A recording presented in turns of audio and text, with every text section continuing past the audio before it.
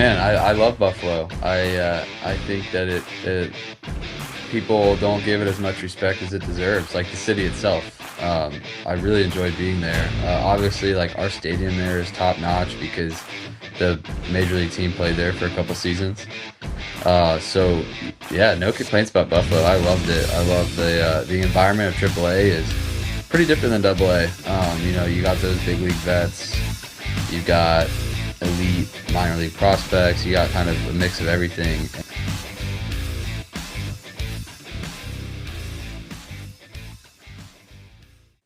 All right, guys, another episode to the Show We Go Baseball podcast. Dipping back into the Blue Jays system today. I think we might have done the Blue Jays about the most this offseason. We have our fifth Blue Jay of the offseason. We've had our guy Hayden Yinger on. He's one of the 618 boys back home, the St. Louis guy. We've had Josh Kasevich, Trent Wallace, and Nick Robertson on this offseason. So we're dipping back in. We got Phil Clarke on today. If you're not too familiar with Phil, he started 2024 in the great state of New Hampshire, then made it up to Buffalo in the middle of the season and finished out there in AAA. So, Phil, I know you're back home right now. I just want to see how's the offseason been treating you? Yeah, well, thanks for having me, Andrew. No, it's been great. I took some classes this fall, so working on the college degree and just working out, seeing some family, seeing some friends, and uh, get shorter every year. So getting ready to get going. Yeah, it's creeping up, man. I know we were just talking about it a little bit that the off season is less than a month away of you reporting to spring training. So, what kind of have you been training back home most of the off season? I guess what has it looked like for you since you got back from Buffalo? Yeah, I've been training back home. I got a great facility with my agency in Franklin, Tennessee. And so I at the beginning of the off season, I split time between Vanderbilt and there. So like days I had class, I'd train at Vandy. Days I didn't, I'd go down there. So I've got two great facilities. Can't go wrong here. And just kind of stay in Nashville. Other than, I mean, it's wedding season and Oh wedding yeah. age. So been going to a lot of weddings. I've been to, I think we had 7 weddings in 2024. Because we're just getting to that age, man. It's just It's like unreal. everybody, between her friends, my friends, it's just like it's crazy, man. How many did you go to this off season? Oh, I think I went to four out Ooh. of, I think there were two I couldn't make it to. There's a couple on the same day. So I think like I could have gone to like eight or nine, but I think I went to four or five, which stinks Yeah. because like I want to go to every wedding I'm invited to. It's a good excuse for to go out and see your friends, and then Yeah, obviously a free dinner comes with it. So it's like I always say this, like if we ever get invited to a wedding, even if I know 2 people there, I was like, we're going. Like I don't 100%. care. Yeah. It's an excuse to go out and have a good night because we're getting to Yeah. that age now where it's like we don't really go clubbing anymore. We don't do any of that stuff. So it's like I don't know. A wedding is the best of both worlds on that. Yeah. And it's like it's an honor to get invited to somebody's wedding. Oh yeah. I think. Like I'm like, okay, yeah. Like that's awesome. Like thank you for considering me that good of a friend. Oh yeah, I just got married in October, so like we just went through that whole thing where it's just Yeah. like we were making the list and we're just like, okay, now I see why it's such a big deal. Like you get invited to somebody's wedding, it's a big deal, man. So Yeah. I'm with you on that.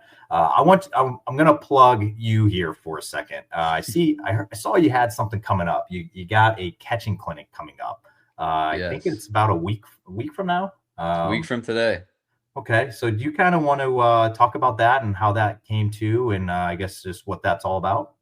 Yeah. So I think, three or four off seasons in a row I've been giving lessons. But off season's tough. I don't have like that much time. You think you have a lot of time, but you don't have that much. And even when you do, it's only 2 or 3 months long. So sometimes you have to turn away some people who want some lessons. And so personally, I enjoy teaching catching. I think it's a good opportunity for me to learn. Coaching is something that's definitely not off the table for me when I'm done playing. I have a lot of friends who are really smart, really good catchers, and so I was like, you know what? Like I got access to this awesome facility at my high school. It's like let's do a catching camp, um, so that I don't have to turn anybody away, and anybody can sign up, and uh, yeah, like there's nothing more than that. It's just I've done something like it in the past, not my own, with my name on it. But I did. I've helped out some youth teams and some travel teams with bigger groups, and it's definitely like fun and fast moving. Um, so sometimes the one-on-one stuff can get a little monotonous, or I'm trying to make sure I give them the best information I can. Whereas with the camp, I can write it all down, schedule it out, and give these kids like an awesome experience. So I think it'll be fun. I got my boys Ty Duvall and Knox Preston. Ties with Seattle, and Knox played Division I baseball, and I think he's preparing for the draft now. I got them helping me out, so it should be a really good time. Do you foresee this becoming a like annual event to where it's like, if this goes well this year, you might try again next year? Yeah, yeah, for sure. If it goes well, I would love to. I mean, I'm like so lucky to have the access that I have to my high school's indoor facility to give lessons. Like, so I give all my lessons there. I help out with the team a little bit with their catchers, so that's kind of like a trade-off. I help out as much as I can with the team and help those guys and I give some lessons out of the facility. So they're letting me use the facility for the clinic and couldn't be more thankful, grateful to them. So there's really no reason for it not to be an annual thing unless something goes really wrong. So It's a good point, and hopefully there's no snowstorms hitting the Tennessee area. I saw you guys got kind of buried oh just this yeah, past week, so hopefully, fingers crossed. I'm sure you guys will have a little better weather than this past week there in the Tennessee area. for sure. But I always think it's so cool, like guys giving back to where they're from, and and I mentioned a name earlier in Hayden Yinger, and that's a guy that I always look at of being, me and him grew up like right down the road from each other in St. Louis, and he's always kind of working with all the younger guys there in that area code there and in the east side of St. Louis. And I think it's so cool, like seeing you guys being in a position you are, just kind of give back a little bit to what made you or what area you grew up in. And I don't know. I like that you're like full Tennessee too. You went to Vanderbilt. I just love that you're like Tennessee through and through. I love that. Yeah, definitely Nashville, Franklin through and through. Um, wherever baseball takes me, wherever life takes me, but definitely hoping to end up here one day and stay here. So whatever I can do to give back, there's so many indoor facilities, so many coaches around here that, when I was in high school made my life, my training so much easier.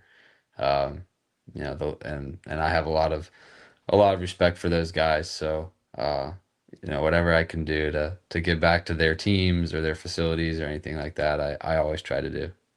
All right. Well, I have some more Tennessee questions that I'm going to get to later. I got to ask you about the boring on the field baseball stuff now, but well, I mean, not so boring. Got up to AAA this year, and I know Yeah. I was looking on your page. I saw you had one at bat at AAA. I think at the end of 2023. So we're not going to count that.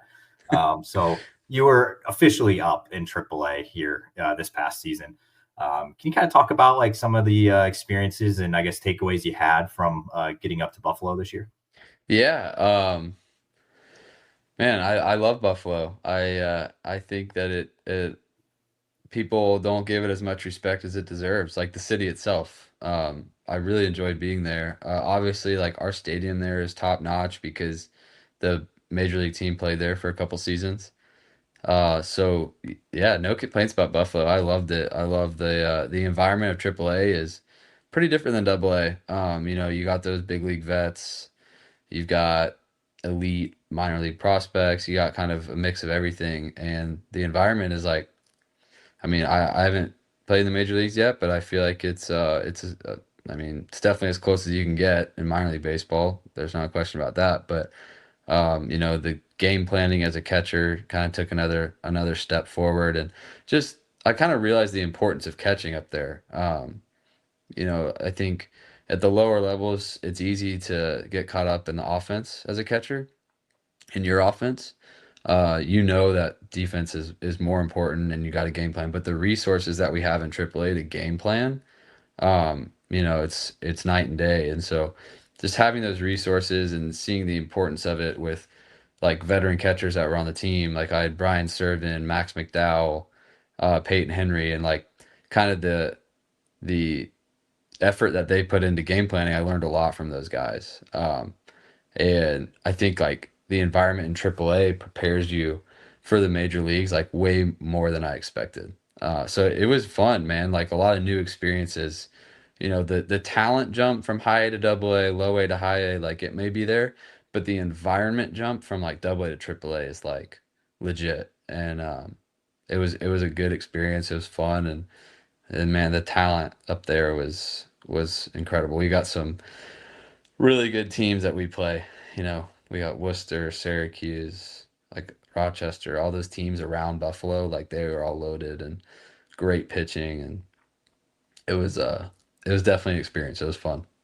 Yeah, I spent a little time traveling around the International League this past year, and obviously spent a lot of time out in Worcester as well. And I think you hit on something that I kind of agree with, and it's like you spend some time around some Double A locker rooms and clubhouses, and then you spend some time around some Triple A clubhouses and locker rooms. So different. It's completely different. And I think just with the aspect, like you said, of the guys having some experience, you had a guy in your locker room that is a fingers crossed first ballot Hall of Famer coming up whenever his time comes. What was that like for you? Just having Joey Votto in the room and just seeing how he goes and preps through for every game. Man, it was so cool. I'm actually sitting here looking at my Joey Votto signed bat. That is my new prized possession. Um, but man, it was really cool. I had the pleasure of doing some first base early work with him a few times where we bonded. Um, got to pick his brain about hitting, but just, I mean, the coolest part about the guy is his personality and who he is in the clubhouse. He actually took us all to dinner in Worcester, which was like such a cool experience. And he just, like he was part of the team. Like he rode the bus, he stayed in the hotel. He he was just he was a Buffalo Bison, and like as weird as that sounds, like he embraced it, and he was like so awesome in the clubhouse, and just really funny, really fun to be around, and put effort into getting to know the guys, which was just amazing. Like for a player of that caliber, and yeah, like hopefully a Hall of Famer, um, just to like put effort into asking me, you know, where I'm from, about my past, like me as a player, my family, just things like that. Is like it's just it's not hard to find, but when you do find it, and there are guys like that, you really really appreciate it, especially as a guy who, you know, Joey Votto doesn't need to ask me where I'm from. Like he doesn't need to care, but he did, and it was just a really cool experience. Yeah, I feel like that's so refreshing to kind of hear Mm. things like that. And it's like, like you said, he rode the bus with you. It's like Joey Votto doesn't need to ride the bus with you guys. You Right. know what I'm saying? It's like it's Joey Yeah. Votto. It's like but he did anyway. And it's like things like that. And obviously like AAA, there's a lot of guys that have MLB time, and maybe you got like a 6-year vet over there and all that. But having a guy that spent 20 years, in Cincinnati doing what he did, and then going around with you guys. And I remember him when you guys were at Worcester, I think towards the end of the year. I think it was probably right before he had kind of hung it up. But I remember he was just like, I don't know if he was grounding or what he was doing, but it was a little chilly out there, and he was just in like, he wasn't wearing much. Like he was like wearing like a tank top and shorts, but and he was just kind of like out there like doing, he was doing like, I don't even know what he was doing, but he was like swinging an imaginary bat, and he was just talking to one of your guys on your team. And I'm just like, this is like who this guy is. Like, it's just Yep. like, he doesn't need to be doing this. Like, he retired, I think, like 2 weeks later. So for Two and you T. though, seeing him like in the clubhouse, what is like one thing that you kind of took from him, not on the field, but just like to go about getting ready for games? Like, was there one thing that kind of really stuck out to you? Man, to go about getting ready for games, probably just, I mean, and you see it with all those guys who have had so much success in the big leagues. It's just their routine. Um, Same thing every day. Gets to the field at the same time every day. Takes care. I mean, took care of his body like no other. Was always in the training room, getting what he needed, and in the cage. And yeah, I think you ask anybody. one thing that they take away from a big league veteran, it's usually going to be their routine because all those guys who are elite, they all have really really good routines, and obviously like Joey's no different. Um, but I think like just his competitive fire, like he wanted to play well, like he wanted to play well down there, like in AAA, like, and that's something you notice, like he cared when he didn't have to. So I mean, respect the game and the game will respect you. You hear that all the time, and I think that he's a perfect example of that. All right, so I am excited to ask you this question because you're my first catcher I've had on Hmm. this offseason. We got our good pal Steven Scott coming on in a couple weeks, but The man. um, yeah, love Scotty. So you got to experience the challenge system this year, and Yeah. I've heard a lot of teams. I know Worcester was one of those teams as well, where they didn't let the pitchers challenge any calls because the pitchers might be a little biased. So they're like, the catcher is the only guy that's going to be able to call the challenge. What did you think about the challenge system? Yeah, well, we also had that rule. Some of our pitchers did not adhere to it, but that rule was floating around our clubhouse for sure. I love the challenge system. I think if they're going to go to some sort of automated system, I would much rather that than full automated balls and strikes because that hurts, catchers a lot. Um, so I think it's really interesting. They made some adjustments. They went from three to two. They did a lot of stuff with it. There's still some things they need to get right, like having consistency across ballparks. But I think it's it suits everybody. It takes huge moments out of umpires' hands occasionally. Umpires still call balls and strikes. It's still a skill. Catchers still receive. But those huge moments in games can be a little more fair, and I think that's really important. I think fans want to see that. Um, but yeah, challenging, the actual challenging. It's going to be interesting in the big leagues. Um, Mhm. because a lot of guys they'll strike out looking and they'll be like, "There's no way I just struck out looking." Like I'm challenging that, but like that's the only reason they're challenging it. But I actually saw it for the first time in the spring breakout game this year, Okay. and I think I in the top of the first, I no, yeah, top of the first, I challenged one as a catcher, got it wrong on ball four. Bottom of the first, struck out look, or no, I walked and Ben Rice challenged, and it was strike three, and I was like, I'm off this. I'm out. I hate the challenge system, but seeing it throughout the season, I think it's the way to go for sure. Yeah, I was you mentioned earlier you guys kind of had that same rule where it's like, hey, just catch do it. I was supposed to shout out our guy Jake Bloss because I think he was one of those guys that constantly kept challenging the calls as a pitcher. So I was supposed to shout him out on that question there. Yes, Um, Jake Boss. He got some right though, I think. I might be giving him too much credit, but I think he got a couple right. what do you think your success rate was, like if you had to guess? I went through some. I was like,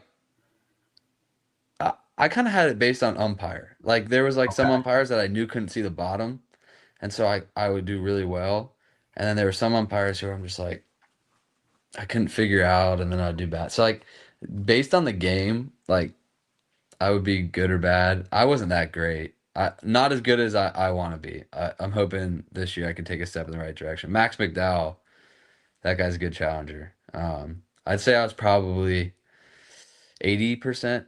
That might Okay. be a little generous. 75, 80%. Not as good, yeah, not as good as I want to be. But a lot of that is situations where you have two challenges left in the ninth inning, and you're like, you gotta go, like you gotta just challenge. Like this is probably a ball, but you have to challenge it just in case Yeah. it's clipping. Like, you know, we're up to man on first, no outs, and you walk them first and second on 3-2. And you have challenges left to use. You're like, might as well. Yeah. Um, Can't take him with you. yeah, exactly. Okay. Yeah, I would be. I hope they start keeping track of that stuff because I do. I don't know if that's gonna become like a new thing for catchers where it's just like, Oh, oh, this it'll guy, this become a guy's thing. okay. Yeah. that might be kind of fun. I don't know. Like this guy's 90% right usually, or something like that. I don't know. I feel like that's like a skill if it goes to the MLB one day. For sure. Okay, yeah, that is interesting. I like hearing it from a catcher's perspective, since you guys were supposed to be the guy doing it. All right, so I'm shooting to one of my final questions here on the field before I shoot some other stuff. But so last spring, you got an NRI to spring training, big league camp, and now we're going on to 2025. I know nothing's been announced yet. I don't think as of like an hour ago. I don't know if anything's been announced yet on if you're getting a roster invite or whatever, but let's just assume that you are. What are you looking forward to in 2025? So now that you're one call away here in AAA, like I feel like this might be a pretty big spring training for you. So what kind of things are you looking forward to in 2025? Yeah. Man, I'm just I'm just trying to hone in on my game preparation and scouting reports, putting that effort in, gaining pitchers' trust. Um, because in my opinion, like, that's how I get up there. So I think offensively, just control what I can control, put together quality at bats, but really putting a lot of effort, a lot of emphasis into game preparation, and evaluating hitters and having that plan that those guys can trust me and being a guy where pitchers are like, Phil's prepared, Phil knows his stuff, and he can go up there and handle his own. So I think I'm definitely looking forward to that. I'm looking forward to the opportunities, man. Like every year you get closer and this year's no different. So I'm hoping I can, put together a good camp and see what happens. So much is out of my control, and all I can really do is go in and try to get better every day, and keep improving, keep putting in effort, and hopefully gain those guys' trust, and help that team, help Buffalo, maybe help Toronto, but whatever team I'm on, um, be that guy who's prepared and that guy who you can trust. Speaking of spring training that I just asked you about, do any of your plans coming this spring involve caddying at the Valspar again? I hope so. I gotta talk to Ern. I'm sure. I don't know if I'll be his caddy, but I'm sure he's playing again. So hopefully we can run it back. I mean, I think he shot 72. So I mean, I don't know why he wouldn't ask me back. Okay. I got a sweet garment bag out of it that I use all the time. Speaking of weddings. So yeah, I mean, I would love to. I got to talk to him though. What was that experience like, just being like at an event like that? Obviously it's a pro-am, but like, you're there with, some PGA stars, and it's obviously a great course. So like, what was that experience like for you? Oh, it was so cool. Shout out Rafa Campos. Just won on the PGA Tour like 3, 4 weeks ago. That was our pro. The man, like the coolest guy. Me and Ernie both left, and we were like, that is the coolest person. Because we had a rain delay. And we went in and sat at a table in the restaurant with him and just talked like golf. Like such a cool day. Saw Baker Mayfield, saw a bunch of guys, bunch of PGA pros. Like never thought that I would get to do something like that. So shout out Ernie for letting me do that. But yeah, I mean, just an awesome day. Saw some good golf, and then went out to the tournament. The I think I went Saturday, followed Rafa around, uh, saw those guys. So yeah, so cool. I love when that it's super cool that that tournament's so close to our complex every year. We try to head out there. How involved were you as a caddy? Were you one of those guys that like you were reading every putt, you were right next to him, or like were you kind of like you're probably a better golfer than I am? Yeah, I mean, I probably helped him on 2 putts, and then just some casual conversation, kept him company. Carried the bag, of course. But no, Ernie's a super athlete. I mean, that guy can do anything, so he doesn't really need. And even his golf game, it's just all feel. Like he's just uses his athleticism, so he doesn't need me. Yeah, Um, yeah, he's awesome. yeah. You said he shot a 72. I think he shot 72 or 74, something low. Like he had a good round. Must be He's a nice, man. great golfer. Yeah, not one of us. That's a different breed, man. That's incredible. Yeah. Um, all right, so I'm going to shoot to some things here off the field here as we kind of wind down here. And I always like showing some love. And I know we kind of talked about it a little bit off air, but I always like showing love to like where you came from. And obviously you come from a storied program of Vanderbilt. And I know I joked with you earlier, you're like Tennessee through and through, like that's just who you are. Um, how was it a tough decision to choose Vandy, or like were you kind of intrigued by that team over there in Knoxville, or I guess what was that like for you? Like why Vanderbilt? Yeah, no, it wasn't a tough decision for me. I committed pretty young, pretty early, knew it was where I wanted to go. Never thought about that team in Knoxville now. Okay. Maybe in elementary school, but the more I grew up, the more I looked at the Vanderbilt baseball program and just how cool it would be to be able to go there. And, at the time when they contacted me, I had really only was talking to kind of mid majors and still didn't really think it was a possibility. And I was like, oh wow, like I didn't really know that they saw that in me. So yeah, it wasn't a long process. It wasn't at all. I kind of knew that was the place for me.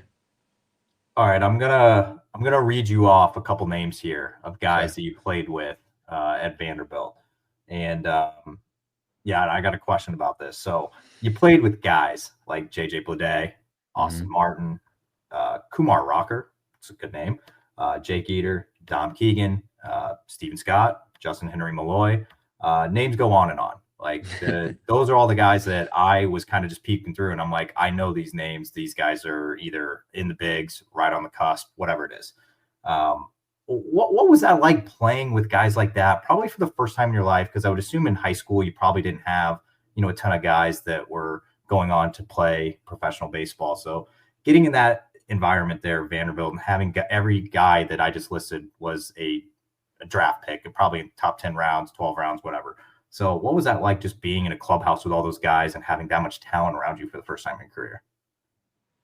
I mean, it's amazing. Like so fun. Like it's like because in high school you might be around it, but you're not playing on the same team as them. Like you're like that guy's really good. Like that guy's really good. They're all on different teams, and like looking around the clubhouse, I mean, like all these guys are on our team. Like there's no way that we don't win a national championship. Yeah. Like it's like wow, like this is incredible. And but the coolest part is getting to know them as people. I lived with JJ.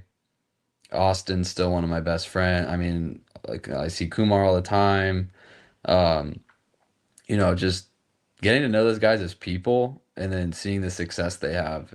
I mean, you're not surprised, but you're also like, man, like that is so cool because they're just awesome guys. And I went through so much with them. Fall practice, spring and just getting to know them off the field, in class, like seeing them in class. It's just like it's awesome. So for those guys to be your teammates, but like also be your friends is just something really cool. Not a lot of people can look at most MLB teams and be like, yeah, I have a friend on that team. But when you play on a team like that in college, that tends to happen because those guys are absolute studs. But I would say the coolest part about playing with them is just getting to know them as people. Yeah, and speaking of your college time, I sniped this little thing about you off of your Vanderbilt player page. So shout out to all the colleges that have Oh this. But man. no, it's actually a funny thing because I've had quite a few guys on this off season, and I've had probably 10 or so guys that majored in psychology. Yeah. So why did you choose to major in psychology? Yeah, psychology has always been what interested me. In high school, our baseball coach was the AP psych teacher, Okay. and so I loved his class because he was the baseball coach, and I always was really interested by sports psychology, and yeah, I don't know. I didn't hate school, but I would say psych was like the one subject that I enjoyed, and I actually went into Vandy an econ major. Um, and my freshman spring, I had the opportunity. Corbs brought in Ken Revisa when we were in LA, who was Ooh, like, okay. yeah, elite baseball guy, sports site guy. I know that name. Yeah. Yeah. and I met with him. I signed up. Like Corbs was like, if you want a one-on-one, let us know. So I got a one-on-one with him, and I kind of walked out of there being like, man, like that would be a really, really cool job, and it's really interesting. And I think when I got back, I talked to our academic advisor, and I switched my major to psych. So Yeah, yeah, I'm telling you, it's a very popular. I've had psychology and kinesiology are like the two majors I see the most for yeah. guys. And I had Andrew Morris. He's pitching in the twin system, and he had told me he's just like he's a pitcher, and he's like, I think pitching is like 90% mental. The other 10% is Mm-hmm. like physical, but he's like it's mental. That's why I majored in psychology. So it makes sense why some 100%. baseball Yeah. players do that. Psychology and kinesiology are like two main things you need to be an athlete. Yep. I agree. Okay, so I got like 2 minutes left here. I think I got just some random questions here. You don't got to Okay. think about them too hard. If you have an off day, what are you doing in your free time? Golf. That's popular. It's the most popular answer I get. Breakfast first, though. Absolutely. Like, have to go to whatever city I'm in, have to go to the best breakfast restaurant there. Okay, so a lot of first watches this year. In Florida, tons of Okay, first watches. it's fair enough. I want to drop a conspiracy theory about golf that I've gotten on this podcast from a few position players. I'm going to see what you think. Okay. Do you believe that as a position player yourself, does it mess with your swing at all? Hmm. I go back and forth. I think too much. If I'm playing golf every single day, it could, but I don't think in once, twice a week, three times a week. I've swung a baseball bat so many times. I don't think anything can override it. Okay. Well, our good pal Josh Kashovitz said that he heard Mike Trout say in an interview that he golfs like every day, like in the off season. So he's going to say if Mike Trout can do it, so can we. So I I like like that. that. Yeah, I agree. Okay. If you were not a professional baseball player right now, what would you be doing with your life? Good question. I think about that all the time. Um, I don't know, honestly. Like, did I ever play baseball in my life? Like, is it? It's a good question, actually. What if you played up until the end of high school and then you were just like, I just, I can't play anymore. So it's like, what would you have done? Oh, probably. That's a really good question. Um, I mean, I feel like growing up, I always had the lawyer thing, but like, I don't think that would have lasted. Maybe something with sports, because I was always into sports. Maybe sports psychologist. Ooh, okay. But I feel like All I right. need the professional baseball experience for that. So I don't Yeah, know. That's a great question. could always be one of those psycho those I was watching Full Swing the golf Netflix series Yeah, and those sports psychologists that kind of work with those golfers. Like I feel like I was like that's kind of a dream job. It's like those guys are insane. like yeah, everyone So needs them. cool. Like every golfer needs it. Yeah. Okay, I got two questions left. I got you're a Tennessee guy, so I'm not sure who you were rooting for growing up or anything like that. But who are some of your favorite athletes growing up? Doesn't just have to be baseball. Favorite athlete. So I actually grew up a Georgia Tech fan. Ooh, So Calvin Johnson, Megatron. So I was born in Atlanta. So Chipper Jones. You know who I loved growing up? Obscure name for you, Martin Prado. wow. Okay. Yeah, Martin Prado because I thought he was so cool because he always had the pine tar on his shoulder from his bat. Um, and then Tennessee Titans guy, diehard Tennessee Titans. So Keith Bulluck, uh, loved Keith Bulluck, Chris Johnson, CJ2K, Yeah, incredible. yeah, Steve McNair, just anybody that wore a Titans uniform, absolutely love. Anybody but Jake Locker, or are you Jake Locker guy? I didn't mind Jake Locker, I didn't man. either. I liked him. Yeah, I didn't mind him. I mean, we've had worse. Yeah. We've had worse. Okay. Maybe Yeah, this year. it's I'm a Patriots fan, so I know us and the Titans. Thank you We're for the right. pick. Yeah, it's tough scene. All right, cool. I got one question left, and are you a food guy at all? Food? Yeah. Yes. Okay, cool. So am I. So I always kind of joke that, me and my wife always like to travel to new places and look for the restaurants, the hole in the wall pizza shops, whatever it is. But we're going to the other end of this sentence here, and where it's going to be I need your Mount Rushmore. I need your top 4 places, and they're going to be restaurant chains. So it can be either fast food or sit down. What would be your top 4? Wow. Okay. National chains, like everybody knows them. You can get probably like majority of the country. I'm going First Watch. So just Mount Rushmore, not ranked. No, this is your top 4. It doesn't have to be 1 through 4. Just yeah. Not in order. I'm going First Watch. Oh, okay. I'm gonna go Chipotle. It's the most basic answer, yeah. It's just so basic. It's like it's not like gonna get me excited, but it's just something. I mean, I can always eat it. Mm-hmm. You know, always the same. Yeah, always the same.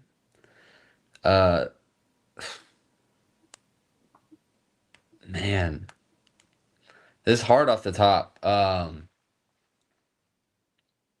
You're missing some easy ones here right now. Oh, really? Well, the most common answers I've gotten, every single guy tells me the same 3. So. Oh, really? Is Chick-fil-A one of them? Oh yeah, every time. I mean, I was definitely gonna go Chick-fil-A, but I was saving it. So First Watch, Chipotle, Chick-fil-A. Dude, honestly, like I'm putting Waffle House on there. Wow, some Wahoo love. Yeah. Okay. What are some other ones? Texas Roadhouse, it's a big one. Okay. I wouldn't have put that's not on mine. I've gotten Longhorn Steakhouse like a lot, which is I've never been. So I got Culver's quite a bit. I don't know if you're a Culver's guy. See, that's a Midwest thing. Got Cane's a lot. And then I always get the California and Texas guys give me Whataburger In and Out. So that's always up there. No, I like my list. I'm staying strong on my list. Hey, appreciate it. Hey, yeah. I like the list. But all right, Phil, I appreciate all the time you gave me. Obviously, spring training coming up. Looking definitely best of luck with you heading towards spring and obviously heading down to Florida and obviously the 2025 season. But thank you so much for hopping on. Yeah, absolutely. Thanks for having me.